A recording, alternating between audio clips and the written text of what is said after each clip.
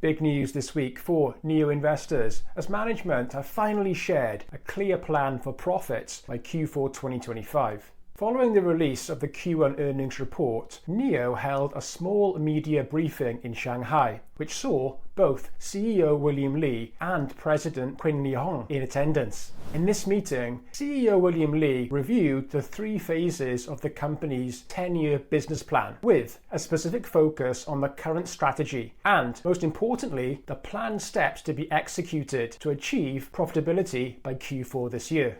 He stated that NIO has now transitioned from a period of technological investment to a harvest phase, while simultaneously driving efficiency improvements through a company-wide operational transformation. William Li outlined NIO's business journey, which he described as having 3 key phases. Phase 1, 2015 to 2021, the establishment of the NIO brand. Phase 2, 2022 to 2024, investing heavily in R&D and key infrastructure. And Phase 3, this year onwards, the key harvesting phase. During Phase 1, NIO established itself as a breakthrough premium brand and built its chargeable, swappable and upgradable BaaS system, and launched iconic models like the ES8 and ES6, and achieved annual deliveries of over 90,000. During Phase 2, despite falling short of operational targets due to internal and external challenges, NIO did maintain its strategic R&D and infrastructure investments, and this included deploying 12 full-stack technologies and expanding its total battery swap network.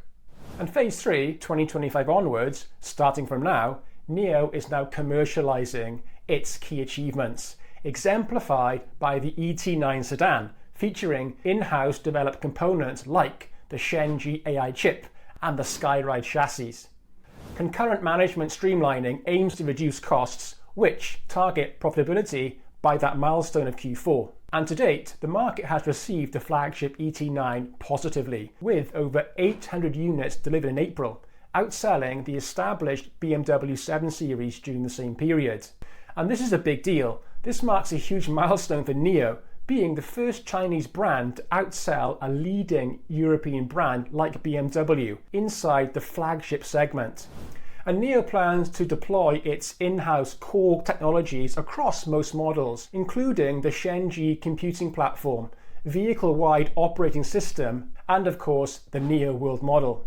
NIO's multi-brand strategy is also showing early success. The mass market brand Onvo's L60 exceeded 6,000 sales in May, while the subcompact Firefly brand delivered over 3,600 units in its first month, surpassing combined sales of both mini and smart EV models. Now, another key topic of discussion in this meeting was how NIO plans to cut operational costs through management transformation.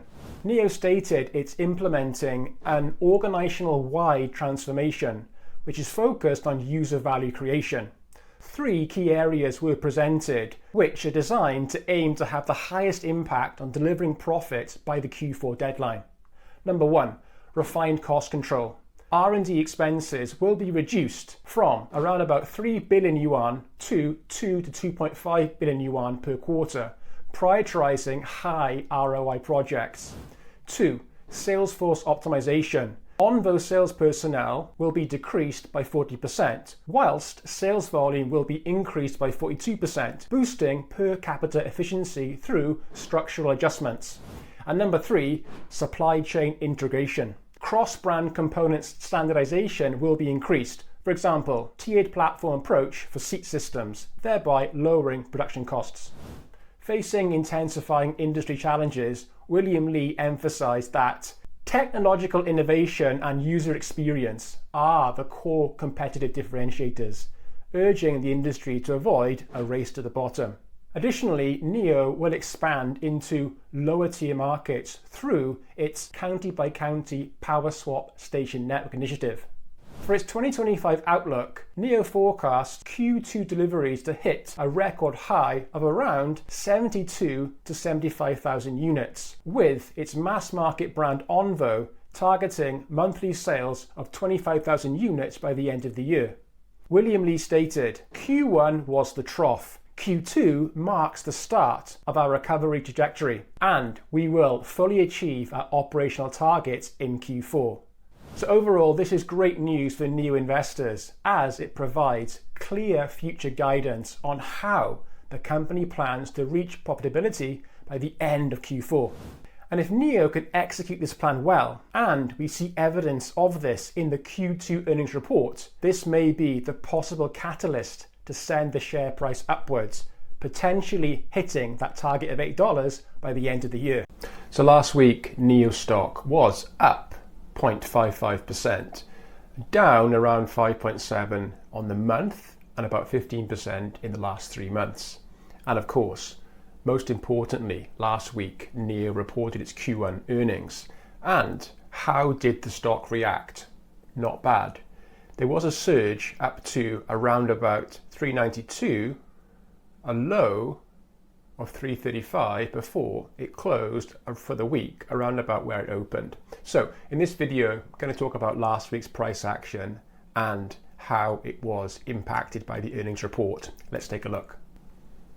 Now, if you find value in my analysis of NIO stock or other stocks on the channel, please subscribe to my email newsletter where I'll send you trading tips to help you make more profits trading stocks. I'll leave a link in the description below. Check it out.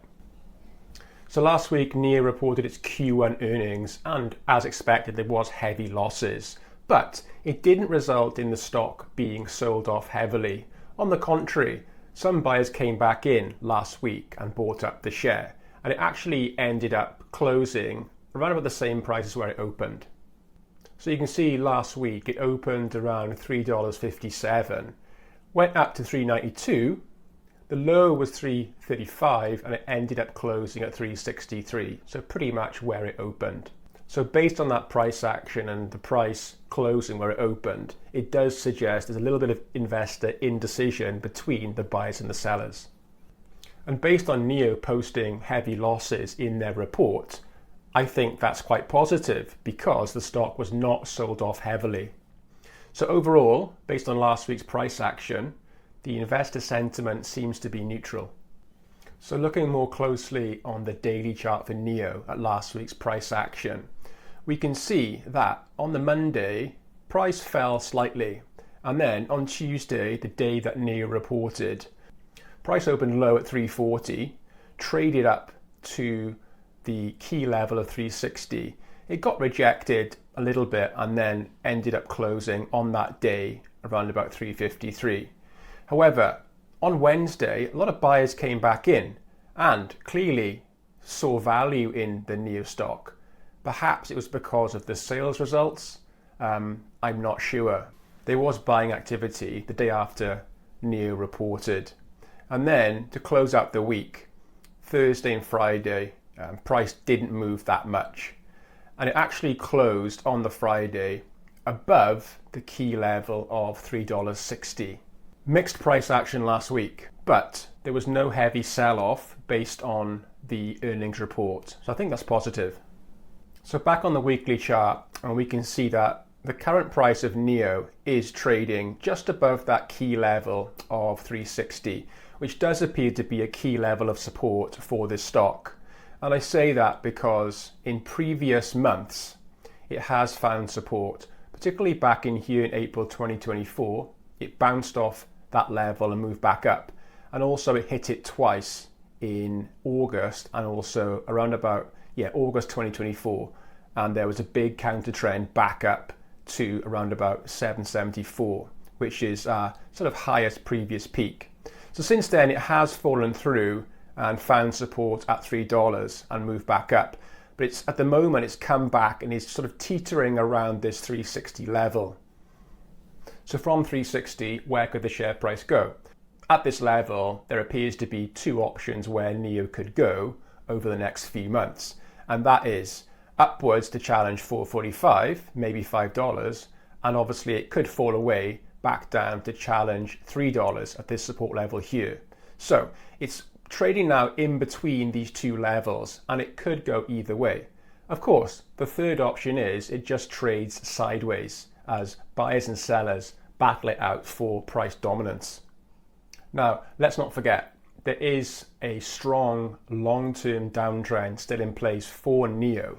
So if price does rally from this level of 360 and pushes up, it would be a counter trend, and price is more than likely going to get rejected around about $4.50 or $5 before coming back down, perhaps to test 360 once again. So that's one possible scenario, and that short-term trend would align with the longer, stronger, long-term trend. And on a more bearish note, price might fall away from this level of 360 and once again test $3 before perhaps having a brief rally and coming back up to test 360 once again. So these are the two likely scenarios. Obviously, one's more bullish and one's more bearish. I think for price action to exceed this level here of like $4.45, $5, or exceed this level here of $3. So basically, for price to break out of these current upper and lower price parameters, I think there needs to be some sort of catalyst, either a bullish catalyst for the upside or a bearish catalyst to push the price lower. I think overall though, NIO over the next few months is more than likely going to trade in between these areas here. Now, although NIO's Q1 report posted heavy losses at 930 million US, sales were up. And so this might be the bottom in terms of how much NIO is going to post in terms of losses for the rest of this year. And if that's the case, if the Q1 earnings effectively is the largest losses we're going to see, and Q2 the losses are reduced with growing sales, this might be a catalyst to start to push that share price up beyond $5 and towards perhaps $8 by the end of the year. But I think for investor sentiment to change and for that to happen and to get more buyers back into the stock, the Q2 report does need to deliver on the promises, reduce the losses, and see the sales growing further. So what's the news saying about NIO since it reported its Q1 report? So an article by Zacks confirmed that NIO introduced the upgraded versions of 4 key models in the first quarter, EC6, ES6, ET5 and ET5T at the end of May, and has recently started deliveries of all 4. It says these models are expected to see their first month of deliveries in June. And on the strength of these new launches, NIO anticipates a year-over-year rise in both June and Q2 deliveries. So that's positive. And also, overall, the company expects June deliveries in the range of 25,000 to 28,000, which is up from the same month in 2024. And for the second quarter overall, this article suggests NIO is expected to deliver between 72,000 and 75,000. So that would be an excellent growth, 25% to 30% in terms of year over year. In another news article, analyst Vincent Sun called the Q1 earnings report disappointing. He remains cautious about NIO's ability to grow sales and cut the losses. And Morningstar cut its fair value estimate to $5 from $5.60. So he's more bearish on NIO. And Barclays maintained their underweight rating of NIO and cut their target to $3 per share from $4 following the earnings report. And in another article, Bernstein analysts offered their thoughts on NIO. They said NIO might not break even before 2027. They went on to say the company's Q1 gross margin was 7.6%, which Bernstein called disappointing, and its vehicle margin dropped to 10.2% from 13.1%. And overall, this analysts think NIO won't break even until 2027. So mixed opinions from various analysts in the news following NIO's Q1 report. What do you think? Let me know in the comments whether you think NIO is going to either move up towards that $5 or perhaps fall further to $3. And do you think it's going to reach profitability by the end of this year, by Q4? Let me know what you think. Thanks for watching.